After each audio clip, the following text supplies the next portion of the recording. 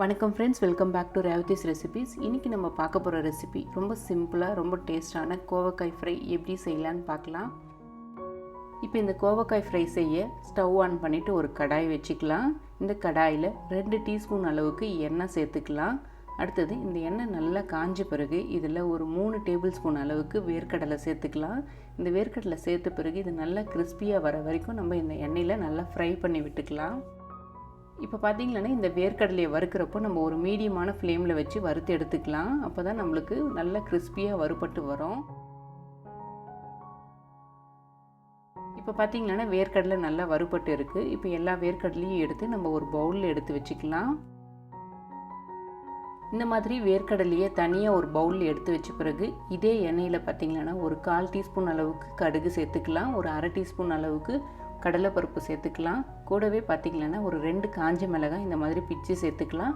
அதுக்கடுத்து கொஞ்சமாக கருவேப்பிலை சேர்த்துட்டு ஒரு முறை ஃப்ரை பண்ணி விட்டுக்கலாம். இப்போ இந்த மாதிரி ஒரு முறை ஃப்ரை பண்ண பிறகு இது கூட பார்த்திங்கன்னா நம்ம கட் பண்ணி வச்சுருக்க கோவக்காய் சேர்த்துக்கலாம். நான் கோவக்காய் பார்த்திங்கன்னா தின்னான ஸ்லைசஸாக கட் பண்ணி எடுத்திருக்கேன். அப்போ தான் உங்களுக்கு கோவக்காய் சீக்கிரமாக வெந்து வரும். இப்போ கோவக்காய் சேர்த்த பிறகு இந்த எண்ணெயில் ஒரு முறை வதக்கி விட்டுக்கலாம்.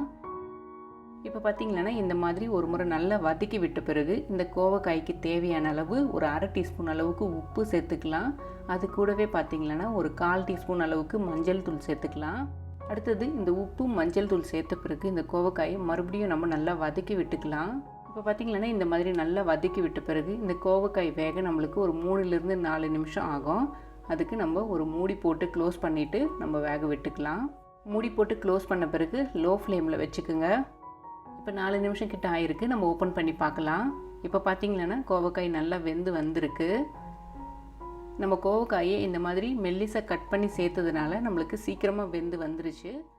அடுத்தது பார்த்திங்கன்னா நல்லா ஒரு முறை திருப்பி விட்டுட்டு இதில் 1 டீஸ்பூன் அளவுக்கு நம்ம மிளகாத்தூள் சேர்த்துக்கலாம். சேர்த்துட்டு இந்த மிளகாத்தூளோட பச்சை வாசனை போகிற வரைக்கும் நம்ம நல்லா வதக்கி விட்டுக்கலாம்.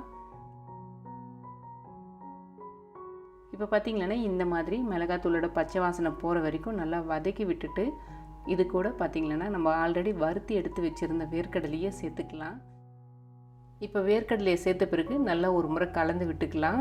கலந்து விட்ட பிறகு ஸ்டவ் ஆஃப் பண்ணிக்கலாம். இப்போ நம்மளுடைய டேஸ்டான கோவக்காய் ஃப்ரை ரெடி ஆகிடுச்சு. இந்த கோவக்காய் ஃப்ரை சாம்பார் சாதம், ரசம் சாதத்தோடு சேர்த்து சாப்பிட ரொம்ப நல்லாயிருக்கும். நீங்களும் இந்த கோவக்காய் ஃப்ரையை இந்த மாதிரி சிம்பிளாக ட்ரை பண்ணி பாருங்கள். இந்த வீடியோ உங்களுக்கு பிடிச்சிருந்ததுன்னா லைக் பண்ணுங்கள், ஷேர் பண்ணுங்கள். மறக்காமல் அப்படியே என்னோடய சேனலுக்கும் சப்ஸ்கிரைப் பண்ணிக்கோங்க. தேங்க்யூ.